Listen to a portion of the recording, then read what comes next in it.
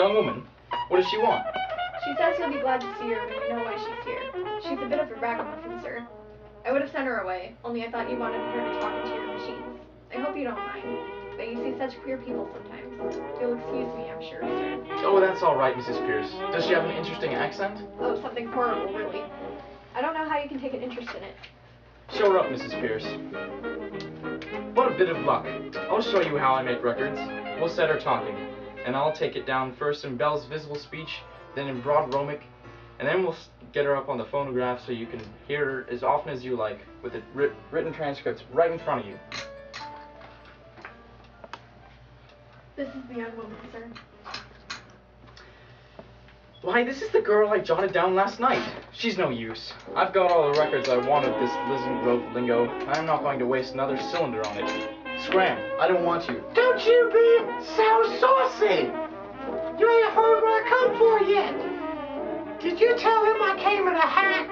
Nonsense, girl. What do you think a bird like Mr. Higgins cares when you came in? Oh, we are proud. He ain't above giving lessons, not him. I heard him say so. Well, I ain't come here to ask for any compliment. Now, my cabbage is not good enough here. I can go elsewhere. Good enough for what? Good enough for you. Now, you don't know, don't you? I came to have lessons. And to pay for them, too. Make no mistake. Well, what do you expect me to say? Well, if you was a bird, you might ask me to sit down, I think. Don't I tell you I'm bringing you business? Pickering, shall we ask this baggage to sit down, or shall we tell her to dust out? Ah! Ow! Ah! I won't be called a baggage when I'm offered to pay like any lady. Man, what is it you want, my girl? I want to be a lady in a flower shop instead of selling at the corner of Tottenham Court Road. But they won't take me unless I can talk more genteel. He said he could teach me. Well, here I am ready to pay him, not asking any favor, and he treats me as if I was dirt. How can you be such a foolish, ignorant girl as to think you could afford to pay Mr. Higgins? Why shouldn't I? I know what lessons cost as well as you do, and I'm ready to pay. How much? Now you're talking. I thought you'd come off it when you saw a chance to give me back a bit of what you chucked at me last night. You'd have to drop in, hadn't you? Sit down. Oh, if you're going to make a compliment of it. Sit down. Sit down, girl. Do as you're told.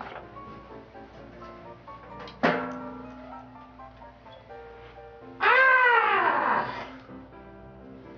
Won't you sit down? Don't mind if I do. What's your moniker, Toots? Eliza Doolittle. Eliza, Elizabeth, Betsy, and Bess. They went to the woods to get a bird's nest. They found a nest with 4 eggs in it. They took one apiece and left 3 in it. Oh, don't be silly. You mustn't speak to the bird like that. Well, why won't he speak sensible to me? Come back to business. How much do you propose to pay me for the lessons? Oh, I know what's right. A lady friend of mine gets French lessons for 18 pence an hour from real French gentlemen. Well, you wouldn't have the face to ask me the same for teaching me my own language as you would for French. So I won't give you more than a shilling. Take it or leave it. Keep the change, you filthy animal. You know, Pickering, if you consider a shilling not as a simple shilling, but as a percentage of this girl's income, it works out to fully equivalent to 60 or 70 guineas from a millionaire. Why? How so? Figure it out. A millionaire has about £150 a day. She earns about half a crown. Well, who told you? She offers me 2/5 of her day's income for a lesson. 2/5 of a millionaire's income for a day would be somewhere about £60. It's handsome. By George, it's enormous. It's the biggest offer I've ever had. 60 pounds? What are you talking about? I never offered you 60 pounds. When would I give? Close your head. But I ain't got 60 pounds. Don't cry, you silly girl. Sit down. No one's going to touch your cabbage. Somebody is going to touch you with a broomstick if you don't stop sniveling. One would think you was my father. If I decide to teach you, I'll be worse than two fathers to you. Here, What's this for? to wipe your eyes. To wipe any part of your face that feels moist. Remember, that's your handkerchief, and that's your sleeve. Don't mistake the one for the other if you wish to become a lady in a shop. It's no use talking to her like that, Mr. Higgins. She doesn't understand you. Besides, you're quite wrong. She doesn't do it that way at all. Here. You give me that handkerchief. He gave it to me, not you. He did. I think it must be regarded as her property, Miss Pierce. Seriously right, Mr. Higgins. Higgins, I'm interviewed. What about the ambassador's garden party? I'll say you're the greatest teacher alive if you make that good. I bet you'll all the expenses of that experiment. You can't do it. And I'll pay for the lessons. Oh, you are real good. Thank you, Captain. It's almost irresistible. She's so deliciously low, so horribly dirty. Ow! I ain't dirty. I washed my face and hands before I came, I did. See? You're certainly not going to turn her head with flattery, Higgins.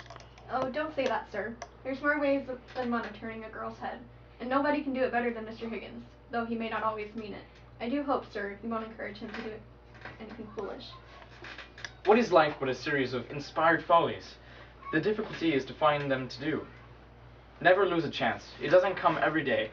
I shall make a duchess out of this draggle-tailed gutter snipe. Yes, in 6 months. In 3 if she has a good ear and a quick tongue. I'll take her anywhere and pass her off as anything. We'll start today. Now. This moment. Take her away and clean her, Mrs. Pierce.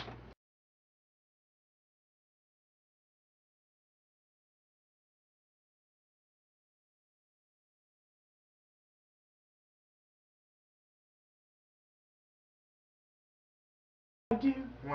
We want... What's see? See? Does it occur to you, Higgins, that the lad has some feelings? Oh no, I will. But I have no place to put her. put her in the dustbin. Ow! Is it going? Ow! There, that's all you'll ever get out of Eliza. Ow! No use in... Fiddlesticks! There, as the girl says very properly, fiddlesticks. Okay. You're an ungrateful of a... Dang it.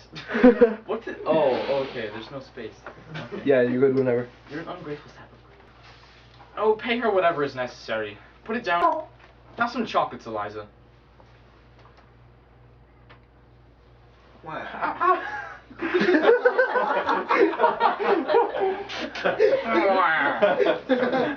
Okay, whatever. Every time there's an awkward pause for Just go in when you're ready. Alright,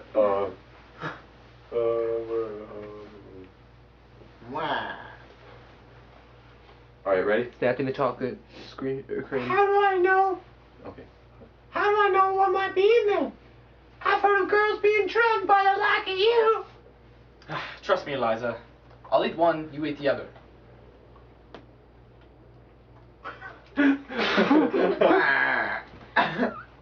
Oh. Where are we starting?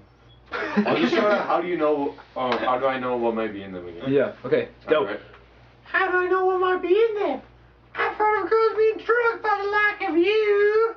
Just trust me, Eliza. You eat one, and I'll eat another one.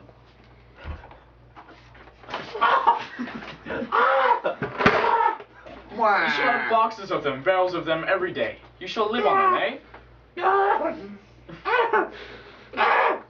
want a lady. I want a lady. You shall have boxes of them, barrels of them every day. You shall live on them, eh? I want a Kitchen among the black beetles and be walled by Mrs. Pierce with a broomstick. At the end of 6 months, you shall go to Buckingham Palace in a carriage beautifully dressed. If the king finds out you're not a lady, you'll be taken by the police to the Tower of London, where your head will be topped.